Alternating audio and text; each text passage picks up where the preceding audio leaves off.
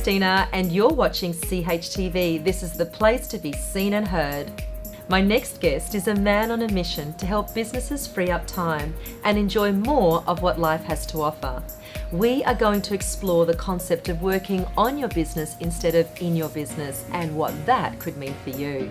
This is serious strategy coming up.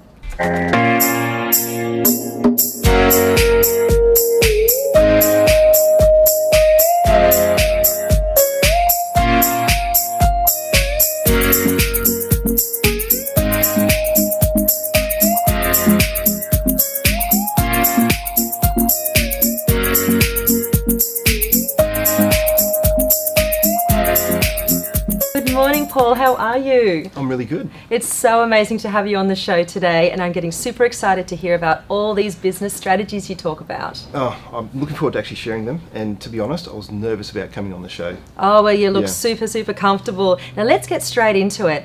I met you at an event in Brisbane, and it was an incredible networking event. You really shared some amazing insights into business, but it was your history, your dad, your family, where it all started that really inspired me, because you've been honing your skills for quite a long time. Yeah, well, I think it's over 25 years now that I've been involved in business. Wow. And that's equally in the building construction and in the IT business. So you've created this ultimate business tool to take care of all other business tools. What is this? It's actually a product called Artemis, which is spelled RTMS, but very similar to the old Greek god Artemis, which was the god of the hunt. But the product idea was to basically take everything that businesses are doing, as far as all their little programs and their systems and things like that, and just put it in one place, one umbrella, and make it easier for them to sort of keep a track of where things are going. So you talk about this concept of working on your business, not in your business. Please tell us a little bit about that. Well, I suppose I learnt the hard way that, if you're stuck working in your business, you can't make the changes that you need to make to be able to, see the business grow and expand it, and, in the long run, be able to, set up the systems and processes, which everyone hates to hear about, effectively, because you're there doing the actual work. And then when it gets busy, there's no chance for you to get on top of things. And I also saw my father working very hard, in his business.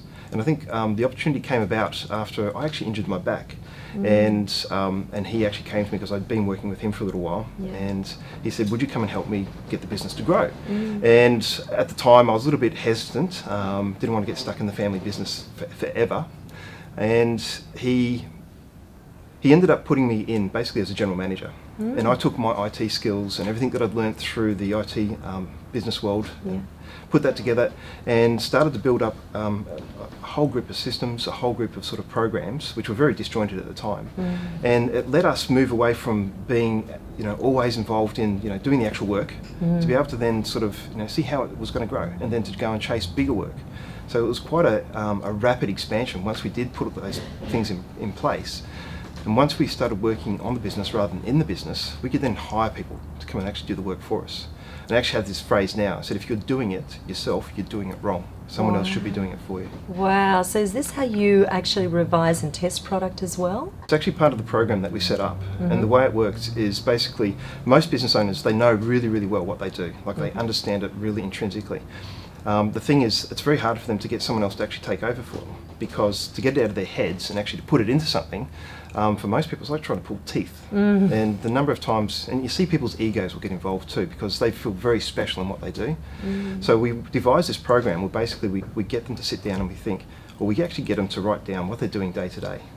And as they're doing that, you can then sort of expand on it and get them to sort of open up a bit more about how they're doing those things. And once they start to see that, they actually see the patterns. They see what it is that they're doing, and they see then how they can get someone else to sort of take it over. So it's a bit of a journey. So that test and revise is basically getting them to write down what they do, then have someone else do it for them from what they've written down, then see what the results are. And once they get the results back, they can then revise it and test it again until they're actually getting the outcomes that they want. And how easy is it to gain that trust factor from a business to be able to say, hey, come in and have a look at what we're doing and just totally bring us into the 21st century? Like, please put these systems in. How easy it is to build that trust factor? Well, there's a number of stages these people usually end up in. The ones that are the most trusting straight up they have been through, you know, the disaster time when they've had to step away from their business for whatever reason it might be, and they come back to absolute mayhem happening. And you know, we had a client of ours. She had actually decided to go on a trip. And it was actually for work, so she was actually doing presentations and things like that, and she had a new assistant working in her office, and when she was away, the assistant left, like she quit. And she thought, that's not a problem, I've got my systems written down, because I told her to go and do it. And lo and behold, when she put the new person on, while she was still travelling away, they said, we can't find any systems whatsoever. And it really became apparent, because then she had a holiday booked straight after that. She got on holiday and had no money left in the bank account, like nothing had gotten done. So when she came to us and we presented the idea and how it was working and how we actually set it up, it was like, I don't know, we had the keys to the kingdom basically, and she just wanted it straight away. So she jumped on board really, really quickly. But then we've got other clients that, you know, they can see the benefits of having these sort of things set up, especially because they're looking to retire at some stage. You know, they want to sell their business and things like that. But they're still very actively involved in it. You know, there's no health issues. They don't have to step out and things like that. So for them to let go, it's like you're trying to steal their child. Yeah. And for most people, their business is their child. And actually, the interesting thing is, when I first met you and I mentioned the word Asana, which was a system at the time, the impression that you left on me was quite incredible. You laughed and you said, well, if you want to clog up your email and have more work for yourself, and I thought, okay, now I've really got to explore this guy. What's he got, and how's he going to help me? Yeah, the Asana thing comes up just about every time I meet with a client, every single time. There are some great products out there and they do a really good job for what they're meant to do. But the biggest problem that we had with those sort of things was it doesn't help manage the processes in a business efficiently. It helps manage projects efficiently, and it can help manage your products and whatever else. But when it comes down to making sure things are happening on a daily basis in your business, they're not the right fit for most people. And they usually go through a bit of trial and error there. Like they'll try these things out and they'll realise it's not working, they make more work for themselves, and then that's why they end up coming talking to us. Now, your business is heavily involved with technology, so how do you become relatable to people? What is your role in this company, this RTMS? My role in the company at the moment, sales and marketing. Originally I was the first developer, so I've got a background in software development. Right. And as the business has grown, I've sort of moved more up to be up front. Obviously I understand the product inside and out, I understand all the other products that we have as well. So for me to go and talk to people about it, I carry a lot more, I suppose, expressions. I suppose I'm a lot more passionate about the products when I talk to people. And because I've been through also, you know, working in the family business, working in construction, I've worked in retail, I've worked in all these other different areas when I was younger, I do have a really good understanding on how most of these businesses work. So I can sit with them and and get them to explain what are the problems that you're having, and then I can relate to them problems that I saw and how I solved them. So having that, you know, ability to be able to sit with someone, listen to what they're talking about, and then relate how I solve that problem through my own experiences, it's a good way to connect. It really helps connect with people much, much quicker that way. So having that role in sales and marketing, that would mean that you'd actually be focused on your personal branding. Tell us a little bit about how you went about creating this particular look for yourself that would actually create an impact with the people that you engage with every day. Well, it's interesting. I didn't always wear the suit and the tie. You know, I was a jeans and t-shirts guy. And then I was asked to come and do some guest speaking gigs down in Sydney. And while I was at one of these guest speaking gigs, I thought I was doing quite well actually. I had my sports jacket on, I had my t-shirt underneath my jeans, and the camera guy who was recording the event, he was in a suit. And as the guests were coming in, they were walking up to him and saying, "Oh, so you're the guest speaker." And I'm looking over, they think I'm the camera guy.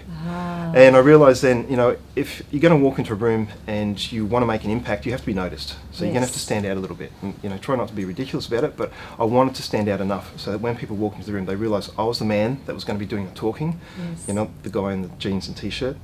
So I had to make sure. And that's where I ended up getting involved with a branding stylist, Miss Bella Styling, and then she helped me sort of organise the suits and, you know, work out what goes with it, and basically taught me how to wear a suit, make sure the cuffs are out and those sort of things. Are you comfortable? Yeah, oh yeah, I've been wearing a suit now for, goodness me, it's almost a year.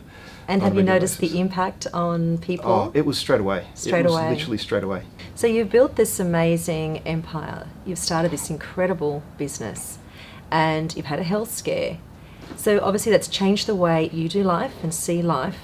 But tell me, what does the future look like for RTMS? How will you do it differently? How will you play that game differently in life now?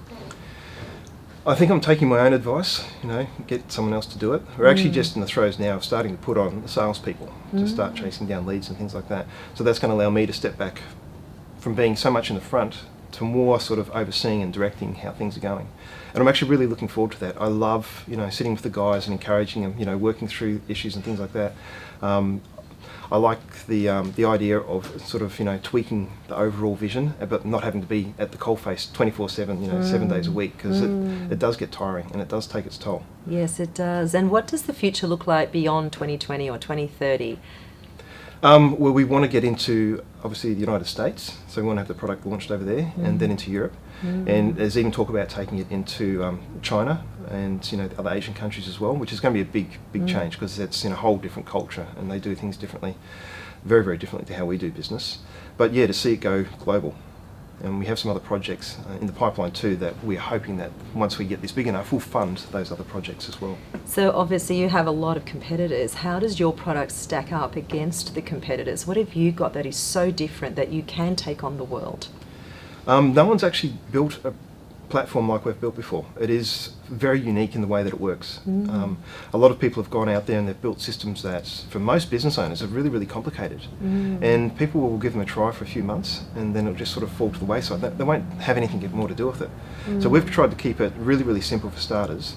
And instead of trying to have, all the real in-depth, in-detail sort of tracking, so you can't get away with anything, which basically makes people not want to touch it. Yes. It's left open more flexible. So you don't have to record the minute details. We wanted to stay away from that. People know how to do their jobs, so we didn't want to impose something on people that's going to make their life harder. We wanted to put something there that's just going to help them remember what to do, when to do it, and how to do it. Will the company become more niche for certain types of businesses, or will it become more global so everyone can get a piece of RTMS? It's going to go more global. The way we've set it up at the moment is that we have a product that allows business owners to put their processes into the actual system and they can use it in their business. But the other side of the product allows, I suppose, people who develop processes to put their processes in there and then license them out to other businesses so that they can use them. So basically they can build templates for how businesses work. And these new businesses can come in, they can purchase that, or if it's underneath a business coach, they can just take it on as part of their coaching program, so they can then start to use it themselves. Well, that's it from us today. I hope you have been totally inspired by Paul, and check out his details how to connect down below.